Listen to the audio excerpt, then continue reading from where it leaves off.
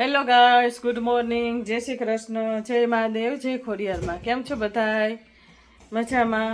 જો સવારના વાગી ગયા છે 7:30 અને વંશભાઈ જો હવે સ્કૂલે જવાની તૈયારી કરે. જો શું નાસ્તામાં છે? પરવાળી રોટલી. હા, પડવાળી રોટલી. આમ હરખું દેખાડ્યા. પડવાળી રોટલી અને બટેકાનું શાક અને કડકડિયું શાક ભાવે છે જ. એટલે ને વાસ હાલો હવે જાવ છે. સીતારામ જય માસી મહાદેવ બધાને. જો વંશભાઈ ગયા લોટી ચડાવવા. વંશભાઈ લોટી ચડાવવા ગયા એને પપ્પા જશે મૂકવા. મને કાલ બહુ શરદી થઈ ગઈ હતી. જો બે લીધું છે અને લડ્ડુ ઉઠી ગયો હે જો ટાઈટનો. વંશભાઈ જો માળાનું દૂધ કમ્પ્લીટ તૈયાર. પપ્પા એના ઉઠી ગયા. મહાદેવ તૈયાર શું મૂકવા જવા ને?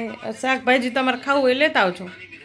દૂધી એક છે, દૂધી તો લઈ આવ્યું. દૂધી, ગાજર, ટમેટા એ બધું પડ્યું છે. તમે ખાવ તો ઠીક, નકર તમારે ભાવે એવું લેતા આવજો તો બરાબર. બસ છોકરાઓ સ્કૂલે જાય પછી બીજું બધું કામ થાય.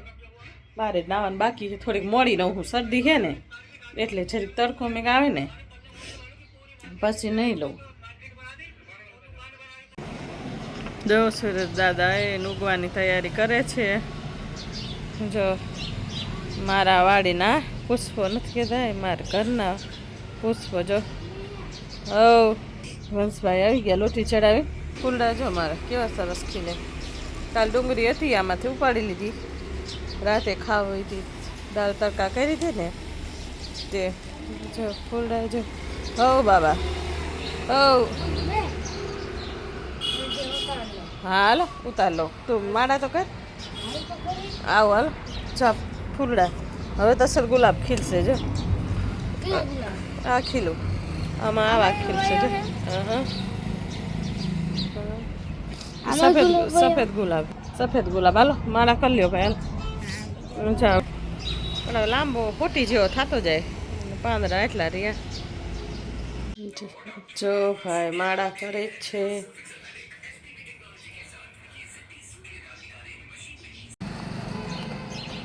જો ભાઈ જાય સ્કૂલે. સીતારામ જય મહાદેવ.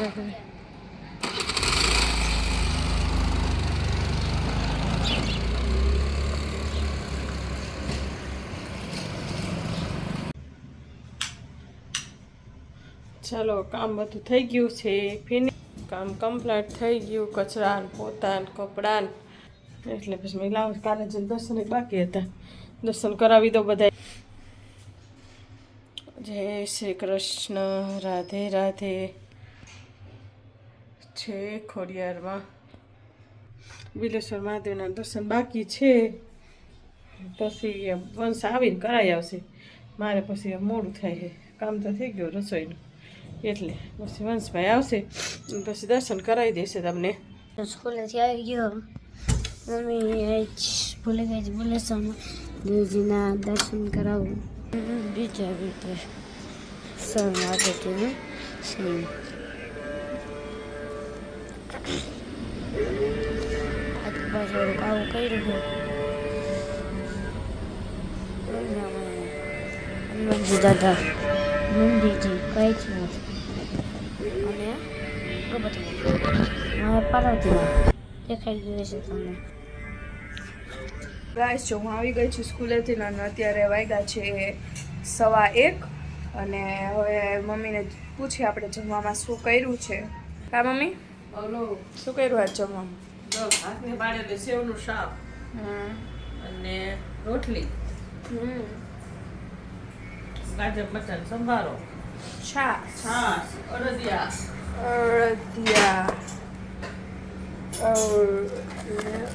અડદિયા ચીક્કી અને કચરિયું લાવ્યા હતા પપ્પા. કચરિયું. ને જો લડ્ડુની ડીશમાં છે આજ રોટલી, સંભારો, છાશ અને અડદિયો. આજ લડ્ડુને આપણે આટલું ચોમાસું કેમ કે હાથની પડેલી સેવનું શાક તો લસણવાળું હોય. લસણ ડુંગળી તો આપણે ધરાવતા નથી, એટલે લડ્ડુને આપણે સંભારો ધરાવશું.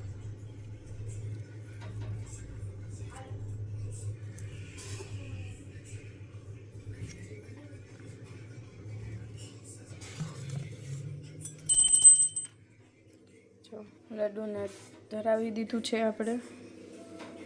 હવે આપણે પડદો દઈ દઈએ આડો. લડ્ડુ જમી લે. જો વાગી ગયા છે સાંજના 5:30. બસ કચરા બચરા વારી નાખ્યા અને બાબુબેન ગયા ટ્યુશનમાં.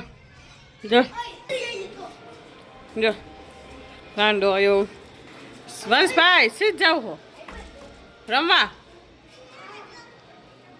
વંશભાઈ રમવા ગયા છે, એના પપ્પા ગયા મહાદેવજીએ પખાલ કરવા.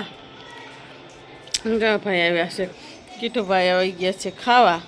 ખાવું છે ને ભૂખ લાગી છે. હમણાં ચોરીને છાશ ને દહીં છે ને. અમારે તો ઠંડી બહુ પડે. તો કચરા બચરા કાઢીને 5:30 થઈ ગયા. અંધારું કેટલું થઈ જાય 5:30. જો આટલા કપડાં હંકેલવાના છે. બસ જો કપડાં હંકેલું છું. કચરા બચરા વારી નાખ્યા. એની પપ્પાને ચા પાઈ દીધી. બાબુબેન સ્કૂલ ટ્યુશનમાં ગયા. હવે એ આવશે હમણાં 6:30. તો હું કચરા વાર નાખ્યા. બધું વાસણ એ ચડાવવાના બાકી છે. અંદર લઈ લીધા છે. પછી બેનની ચડાવી દેશે વાસણ તો બબો ચડાવશે ટ્યુશનમાંથી આવીને. તો હું કપડાં બપડા હંકેલી નાખું, કમ્પ્લીટ કરીને રાખી દઉં. ઠંડી તો બહુ છે. આખો દિવસ કાપ કે કંઈ કાઢવાનું મોજા મને નથી થતું, એટલી ઠંડી છે. અને મને શરદી જેવું છે ને, એટલે મેં કીધું કે હું કાઢતી જ નથી સ્કાર્ફ કે મોજા કાંઈ. શરદી જેવું થઈ ગયું ને ઠંડી વધારે પડવા માંડી ને એટલે. અને મને કપ સિરપ ભાવે નહીં, એટલે કપ સિરપ તો હું પીવું જ નહીં. પપ્પા કહેતા હતા કપ સિરપ પી લે.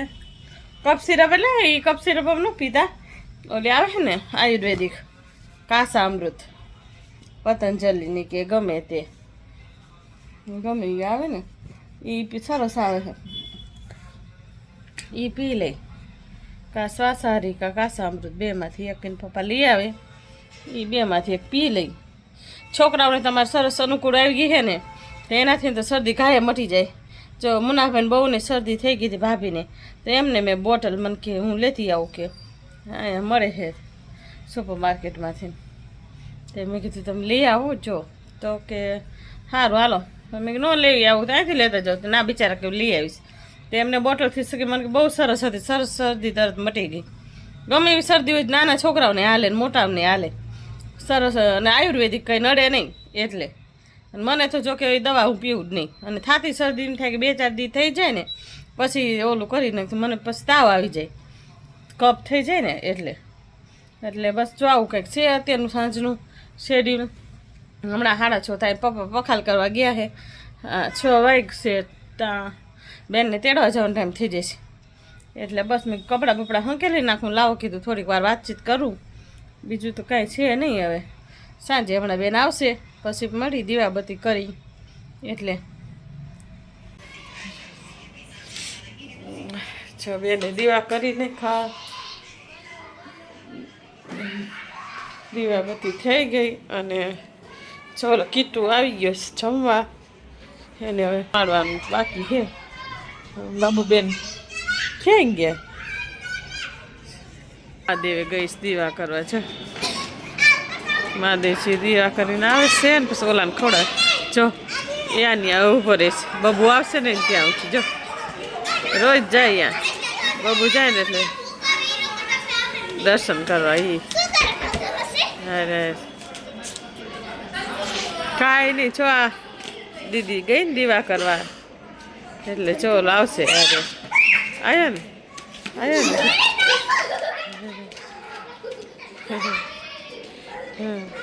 છો આવ્યો. બેન ખવડાવશે એને નહીં, તારી રાહ જોઈને બેઠો. હાલ એમ કહો ને તરત આવશે. ઓલો ક્યાં ગયો વંશ? શેરીમાં આવો માહોલ છે, કંઈક વસ્તુ આવી માણા લે બધાય. છોકરાઓ જો બીવી હે ને રાયડું પાડે એટલે હા જો બાબુ બેન એને હાટું કંઈક રાંધવાનું કરે જમાડશે અને બાબુ દીવા બાબુ જ કરે હો હાંજે જજો હે ને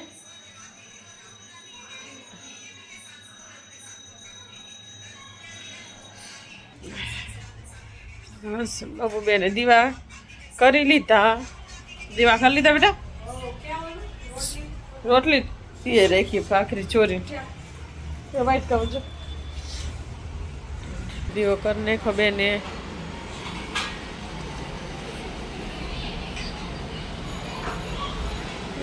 જાઓ માહોલ છે કંઈક અમારે પાછળના ફરિયાનો ચાલો હવે જમવાનું કરવું છે હવે બેન કે શું કરી તો શું ખાવું છે હે શું છે એનું નામ હોય ને જે કરવું એનું એવું પાણી પીધું મેં પણ હા અચ્છા બોલો શું કહેવાય આપણે શાક હતું ને ભાવે એવું એટલે સારું ખાધું બધાએ એટલે જે બનાવવું હોય રોટલો કરવો હોય તો રોટલો કરો દૂધ ને રોટલો હે એવું લાગશે તો રોટલો એક કરી નાખશું હવ દૂધ ને રોટલો નહીં તો વંશભાઈને આવવા દો બરાબર શું કે એને તો ઘરે જ વાગે રોટલો ભાવે જ નહીં એને નવું નવું જ ખાવું હોય રોજ બેન ના જમવા દેવા ગઈ ને જો કીટીભાઈ રાહ જોઈને બેઠા હે જો